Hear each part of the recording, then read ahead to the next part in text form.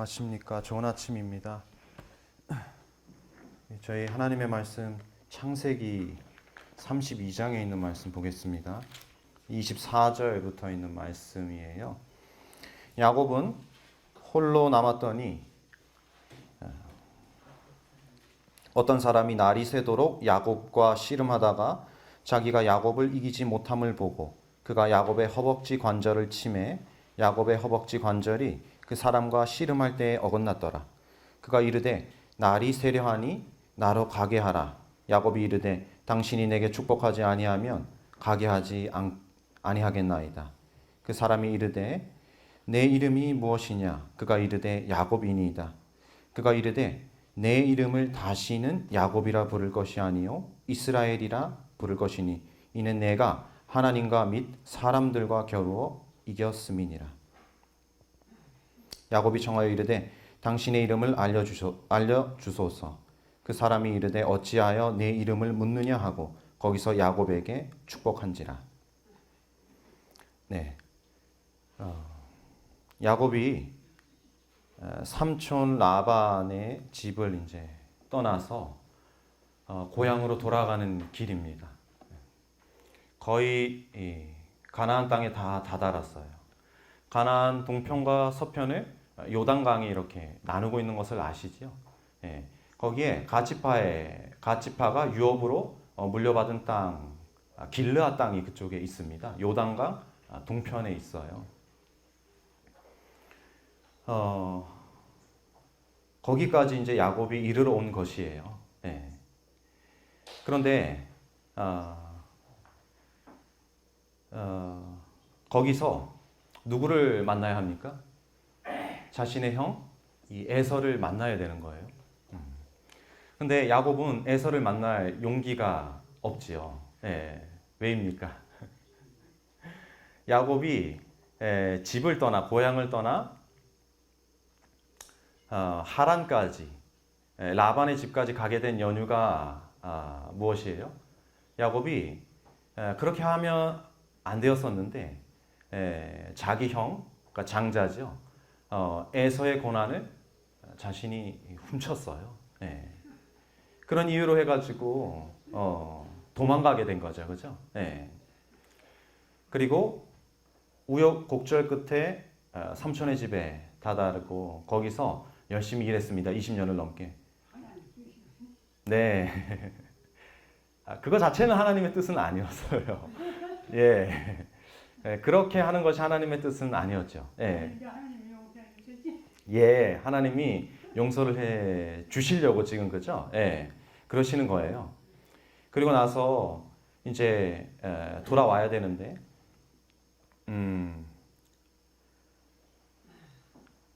이 길르앗 땅을 야복강이라는 그 강이 남과 북으로 나눕니다. 예, 그 북쪽에 지금 있는 거예요. 야곱이 가족들과 함께. 근데 야곱이 먼저 가족들을 먼저 다 보냅니다. 그리고 모든 가축들과 모든 재산들을 두 패로 나뉘어서 다 보냅니다. 예. 그리고 나서 자신은 어디에 남아 있는 거예요? 야복강 북쪽에 아직 남아 있는 거죠.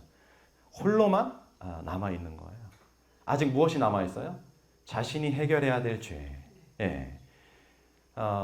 에서를 만나기 전에 형 에서를 만나기 전에 형 만나면 어떻게 될 수도 있어요? 죽을 수도 있습니다. 예. 이미 전령을 보내서 형 에서에게 내가 당도했노라고 그렇게 소식이 전해진 상태였었고 그 전령에 의해서 에서가 몇 명의 군사를 이끌고 400명의 군사를 이끌고 야곱을 만나러 오는 중이라고 그런 소식을 들었어요. 그런 야곱인이 마음이 어땠을까요? 두근두근 했겠지요. 만나면은 형인 에서가 자기를 죽일 수도 있으니까요. 그런 상황에서 야곱이 자신의 모든 것을 먼저 다 보내놓고 자기 자신만 홀로 야복강가 그 나루에 머물러 있는 것입니다. 그리고 나서 이미 야곱이 바단 그 하란을 출발해서 건너오면서 자신이 지은 모든 죄를 떠올리게 됐어요. 마귀와 사단과 그리고 하나님께서 동시에 야곱을 시험을 하셨습니다. 많은 생각들이 오고 갔겠죠. 그렇지만 야곱이 아직까지 자신이 지은 그 죄를 완전하게 해결하지 못한 것입니다. 그리고선 그런 것들을 이렇게 생각을 하고 있을 때에 갑자기 억센 손이 와서 자신의 허리춤을 잡는 거예요. 그때 야곱이 어디서 그런 용기가 났는지 이자와 싸우기 시작하는 거예요. 씨름하기 시작하는 것입니다. 시간이 계속 흘렀어요. 승부가 나요, 안 나요? 승부가 나지 않는 것이에요. 예. 승부가 나지 않으니까 그렇게 계속해서 씨름하는 상태를 유지를 하다가 날이 새어버렸어요. 예. 날이 새어버리고 이 야곱의 허리춤을 잡은 그 거센 손의 주인이 어떻게 해요? 야곱의 환도뼈에 이쪽에다가 손을 갖다 댑니다. 그러니까 야곱의 환도뼈가 정강이뼈가 부러지지요. 예. 누가 이겼어요? 야곱이 이겼습니까? 아니에요. 야곱의 상대자가 이긴 거죠. 야곱의 상대자 누구였어요? 하늘의 천사 예수님이었죠. 예수님께서 이기신 겁니다. 야곱의 환도뼈를 치심으로 인해 가지고 더 이상 야곱이 어찌할 도리가 없지 않아요. 힘을 쓸 수가 없는 상태가 됐어요. 근데 그럼에도 불구하고 여기 뭐라고 적혀 있습니까? 야곱이 그 잡은 손을 놓지 않았다고 그랬어요. 예. 나를 보내달라 그러는 거죠. 예. 예수님께서. 근데 야곱이 뭐라고 대답합니까? 당신이 나를 축복하지 아니하면 내가 당신을 보내줄 수 없습니다. 그러는 거예요. 그러는 상황에서 예수님께서 야곱에게 너의 이름이 무엇이냐 이름을 묻습니다. 내가 야곱이니이다. 야곱의 이름 뜻이 무엇입니까? 속이는 자예요. 예, 발 뒤꿈치를 잡는 자예요. 있어서는 안 되는 자리에 오르는 자입니다. 그죠? 예. 그런데 그러한 이름을 예수님께서 뭘로 바꿔주셔요? 이스라엘로 바꿔주십니다. 이스라엘 무슨 뜻이에요? 하나님과 겨루어 싸워 이기다라는 뜻입니다. 누가 졌어요? 야곱이 사실은 졌습니다. 야곱이 졌어요. 그런데 예수님께서 뭐라고 그래 주시는 거예요? 너가 이겼다고 그렇게 해주시는 거예요. 참 이상하죠. 내가 졌는데 예수님께서는 진 나를 보고 뭐라고 해주시는 거예요? 이겼다라고 해주시는 거예요. 이긴 게 뭐가 됐어요? 진 게 됐어요. 패배가 승리가 된 것입니다. 하나님의 법도에는 하늘나라의 도에는 이런 이율배반적인 것이 있습니다. 굉장히 여러 가지 이율배반적인 요소가 숨겨져 있어요. 이율배반이라는 것은 상반된 성질의 것이 공존할 수 있는 것, 양립할 수 있는 것, 그런 것을 뜻하는 겁니다. 패배가 어떻게 승리와 공존할 수 있어요? 말이 안 되잖아요. 네. 어떻게 낮아지는 것이 높아지는 것일 수가 있지요? 네. 낮으면 낮은 것이고 높으면 높은 것이죠. 네. 두 가지 것이 공존할 수가 없단 말이죠. 네.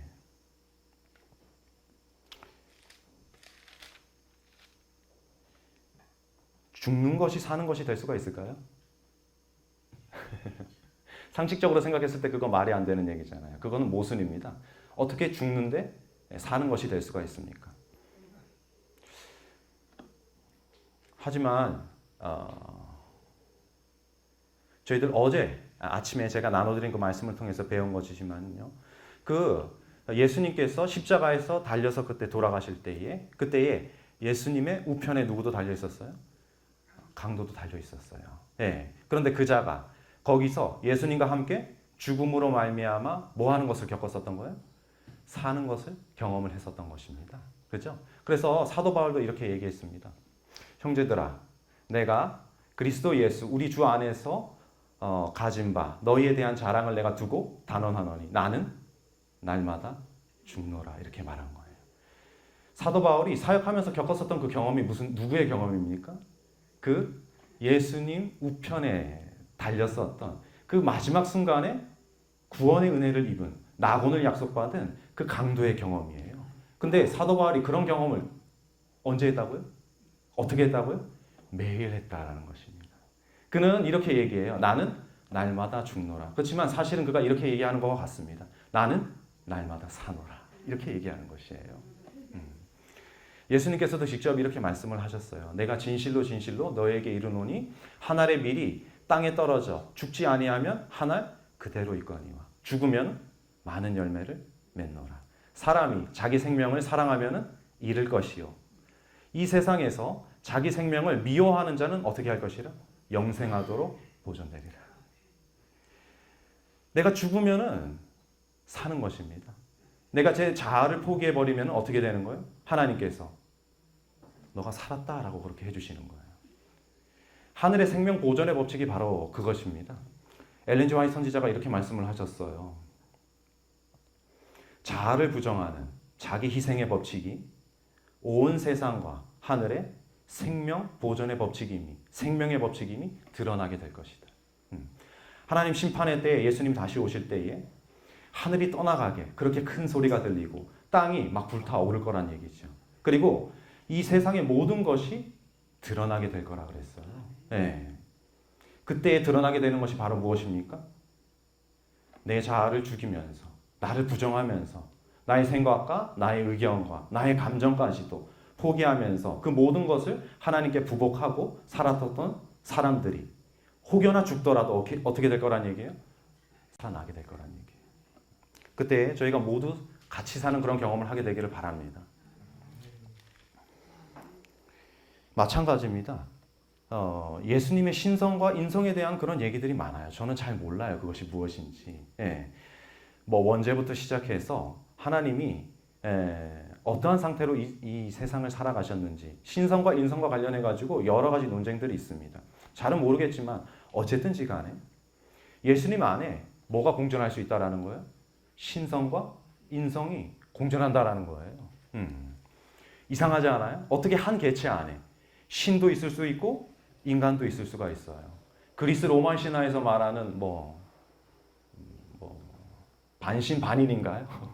헤라클레스는 신의 아들이잖아요. 제우스의 아들이란 말이죠. 근데 어머니는 인간이에요. 그러니 초월적인 그런 신과 같은 힘을 발휘하기도 하지만 질투 같은 그런 인간들이 겪는 그런 감정도 같이 겪는 것입니다. 우리 예수님 그런 신입니까? 그런 신은 아닙니다.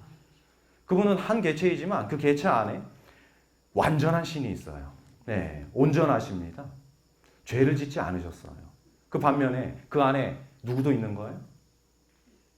인성도 있는 것입니다. 그런데 완전한 인간이셨어요. 네. 참 이상하죠. 이 두 가지 것이 어떻게 한 개체 안에 있을 수가 있다니.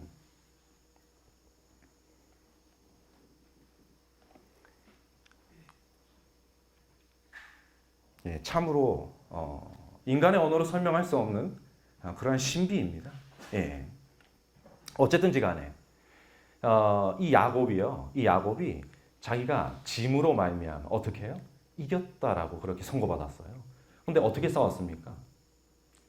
진 상태에서도 끝까지 예수님의 그 붙잡은 옷자락을, 그 삿발을 어떻게 해요?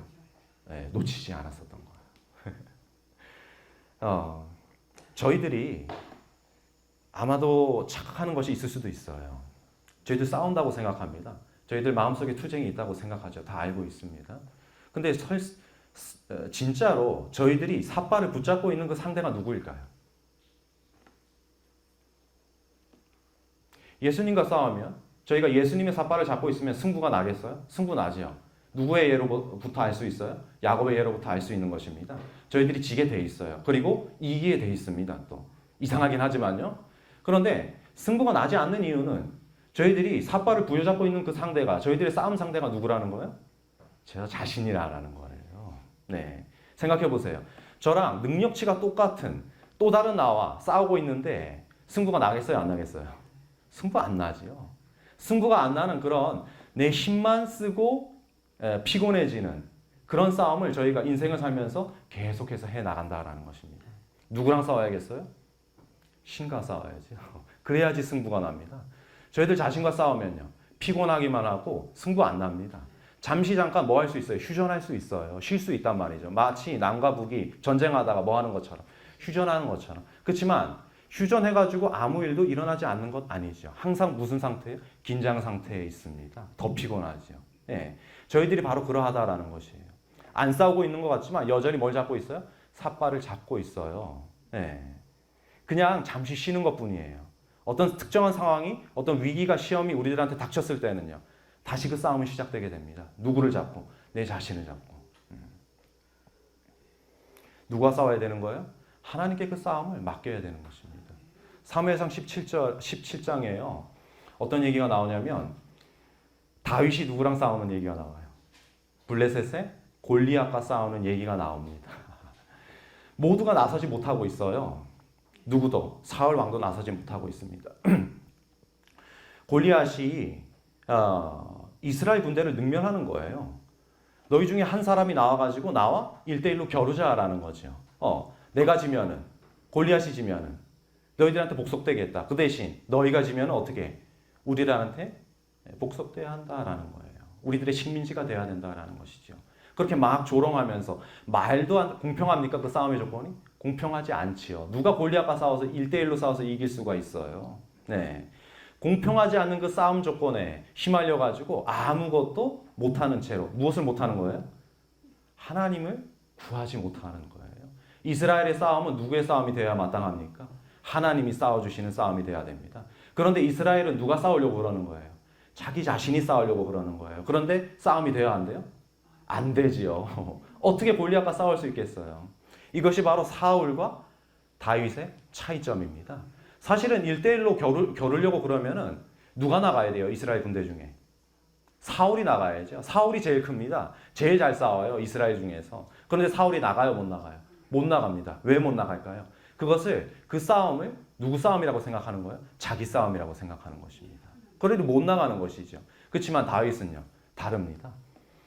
다윗이 자기가 익숙한 무기, 막대기와 뭐 할 때 쓰던 막대기, 양칠 때 쓰던 막대기예요. 근데 그게 보통 막대기가 아니에요. 무슨 막대기예요? 아버지의 양떼를 칠 때에 사자와 곰이 그 양떼를 덮칩니다. 그리고 양을 데려갈 때 그 짐승들과 그 맹수들과 싸울 때 쓰던 무기예요. 그 막대기가. 보통 막대기 아니죠. 그렇죠? 그 익숙한 무기를 들고 나가는 것이에요. 여기서 저희가 알 수 있는 것이 무엇입니까? 저희가 말씀과 기도에 익숙해져야 되는 이유가 바로 여기 있습니다. 저희가 싸워야 될 때에 익숙하지 못하면 어때요? 그거 가지고 싸울 수가 없어요. 제가 제 핸드폰이요. 갤럭시인데 삼성 겁니다. 이거 얘기해도 되는지 모르겠는데 저는 아이폰이라는 거, 그 애플에서 만든 거예요. 그거 못 씁니다. 왜? 그거 사람들이 아무리 좋다 그러고 편리하다 그러고 이쁘다고 그래도 저 그거 못 써요. 왜? 익숙하지 않아서 그래요. 저는 뭐가 익숙해요? 이 안드로이드 운영체제를 쓰는 갤럭시 폰이 익숙하단 말이에요. 그러니까 뭐만 계속 쓰는 거예요. 그것만 계속 쓰는 거예요. 저희들이 싸워야 될 때 저희들의 능력, 저희들의 노력 그런 것들을 사용하는 것이 익숙해지면은요. 익숙함의 법칙입니다. 어떻게 돼요? 그거 사용하게 돼 있어요. 그러니 자꾸 뭐 사용하는 훈련을 해야겠어요? 하나님의 무기를 사용하는 그러한 훈련을 저희들이 해야 되는 것입니다. 누구처럼? 다윗처럼 말이에요. 다윗이 그런 모습으로 소년이 자기 앞에 나오니까 골리앗이 어때요? 화가 나요. 그때 이미 골리앗은 졌습니다. 싸울 수 있는 그런 상태가 아니에요. 싸움을 잘하는 사람들은 상대를 얕잡아 보지 않지요. 실력이 아주 좋은 사람, 탑 래커들도요. 무슨 싸움을 하든지 간에 어떤 경기를 하든지 간에 애를 먹을 때가 있어요. 아주 말도 안 되는 그런 실력차를 가진 상대와 싸움에도 불구하고 심지어 지기도 합니다. 왜 그럴까요? 상대를 얕잡아 보기 때문이에요. 긴장하지 않기 때문이죠. 집중하지 않기 때문입니다. 그때 이미 승부는 결정났는데 어쨌든지 간에 그때 골리앗이 다윗한테 그렇게 얘기를 하는 거예요. 너가 나를 개로 아는구나. 개 취급하는구나. 내가 너를 찢어가지고 그렇게 만들어버리겠다 막 그러는 거예요. 그러니 그럴 때에 다윗이 뭐라고 그러는지 아세요? 너는 칼과 창과 단창으로 나에게 나오지만 나는 만군의 여호와의 이름 이스라엘 군대의 하나님의 이름으로 내 앞에 나아가노라. 전쟁은 누구의 것이니? 여호와의 것이니 오늘 그가 너희를 우리 손에 붙이시리라. 다윗은 다윗이 싸울 수 있었던 이유는 무엇일까요? 그 싸움이 자기 싸움이 아니었어요. 그 싸움은 누구의 싸움이었어요? 하나님의 싸움이었습니다. 다윗이 직접 싸운 게 아니에요. 하나님이 앞서 싸워주신 것입니다. 그러한 싸움의 훈련을 다윗이 해왔던 것이에요. 언제부터? 양을 칠 때부터. 사자를 때려 눕히고 곰을 때려 눕힐 때부터 그러한 훈련을 해왔던 것입니다. 싸움을 누구한테 붙여야겠어요? 하나님의 손에 붙이시기를 바랍니다. 저희들의 영적 싸움은 제가 지금 드리는 말씀은 굉장히 영적인 얘기예요. 영적인 것은 영적으로라야 분별되어진다. 마음으로 받으시기를 바랍니다.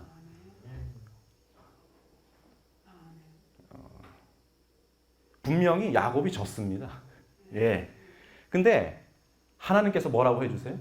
이겼다라고 해주세요. 너가 이스라엘이라고 그렇게 해주시는 거예요. 저희가 마지막 때에 분명히 이와 같은 시험을 받게 될 것입니다.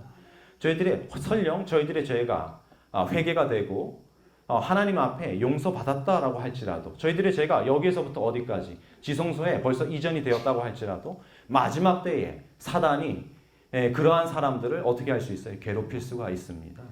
그때 저희들이 붙잡아야 되는 것이 무엇이에요? 마치 야곱이 예수님의 졌음에도 불구하고 어찌 할 수 없는 그런 상태에도 불구하고 누구의 삿발을 붙잡고 있어요? 계속 예수님의 옷자락을 그 삿발을 계속 붙잡고 있었던 것처럼 저희들도 무엇을 붙잡고 있어야 되는 거예요? 너희들을 용서하리라고 말씀해 주신 하나님의 그 약속의 보증을 어떻게 확 붙잡고 있어야 되는 것입니다. 그렇지 않으면은 그때 저희들은 이길 수가 없을 거예요. 예. 그때에 야곱은 이미 자신의 죄를 회개한 상태였습니다. 그런 상태에서 이런 상황을 겪게 된 거예요. 저희들의 죄를 해결하지 못한 상태에서 그런 환난을 겪게 되면 어떨까요? 저희들 견디지 못합니다. 예. 지게 돼 있어요. 이기려면 어떻게 해야 되는 것입니까? 그 약속의 보증을 끝까지 놓지 않고 잡는 것이에요. 제가 두 번째 날 아마 말씀드린 것 같은데요. 예수님을 잃어버리고 다시 찾는 은혜도 그 감동도 사실은 굉장히 큽니다. 굉장히 감사하죠. 예. 예수님께서 저희들이 그렇게 찾을 수 있을 때까지 기다리세요. 예. 그분이 기다리실만 하셔서 기다리시는 게 아닙니다. 예. 마음이 아프시고 애타는 심정으로 기다리신단 말이에요. 저희들이 그러한 예수님을 다시 만나는 거예요. 그렇지만 그러한 은혜보다 무슨 은혜가 더 커요? 예수님의 안에 거하면서 저희들이 예수님이 가지셨던 그런 신성, 하나님의 품성을 계속해서 드러낼 수 있는 그런 믿음. 네. 하나님께서 저희들이 인간으로서 가질 수 있는 가장 큰 복이 있습니다. 그분을 경배함으로 말미암아 어떻게 하는 거? 하나님의 형상을 드러낼 수 있는 거. 저희들 고린도 후서에 있는 말씀 한번 보겠습니다. 고린도 후서예요. 고린도 후서 5장입니다.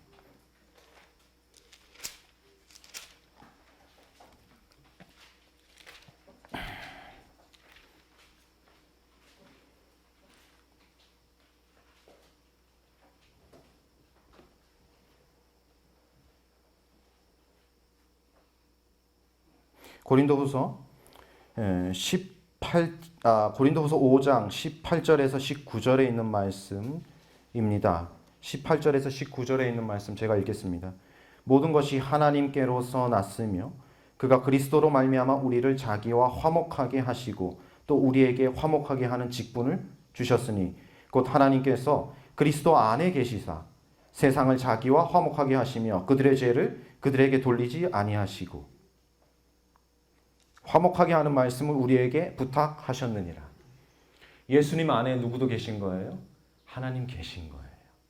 그 안에 저희가 함께 있으면 하나님과 뭐 하게 돼 있어요? 화목할 수 있게 돼 있습니다. 그분의 성품, 그분의 품성을 드러내고 그분이 거룩한 만큼 저희도 거룩해질 수 있는 거예요. 예수님 안에 거하시기를 바랍니다. 야곱의 싸움은 마지막 때 예수님의 십자가 그 싸움을 또 상징을 하기도 하지요. 예수님께서 그 십자가상에서 씨름하시는 모습을 머릿속에 그려보시기를 바랍니다. 예. 내려오라고 그랬어요. 너가 신의 아들이라면 너 자신을 구원하라고 그렇게 자기의 백성들이 그렇게 얘기를 하는데 내려왔으면 그때 내려오면 어떻게 됐을까요? 예수님 지는 것입니다. 못 이겨요. 누구를 붙잡고 있었을까요? 그때 예수님께서 하나님을 붙잡고 있었던 거예요. 하나님께서 이루실 그 뜻, 그 구속의 경륜. 이미 예수님께서는 그때 이미 하나님과의 관계가 연결이 단절되어 있었습니다. 그럼에도 불구하고 무엇을 붙잡고 있었어요? 당신의 그 사명을 붙잡고 있었던 것입니다. 그 씨름을 하셨던 거예요. 예수님께서 거기서. 그러하심으로 말미암아 그가 죽으시고 우리가 살 수 있는 것입니다. 예수님의 씨름이 저희들의 씨름이 되기를 간절히 바랍니다. 죽는 것이 사는 것입니다. 지는 것이 이기는 것이에요. 낮아지는 것이 높아지는 것입니다. 참으로 이해할 수 없는 것이지만 예수님 안에 있을 때는 저희가 이것을 경험할 수 있다. 그거예요.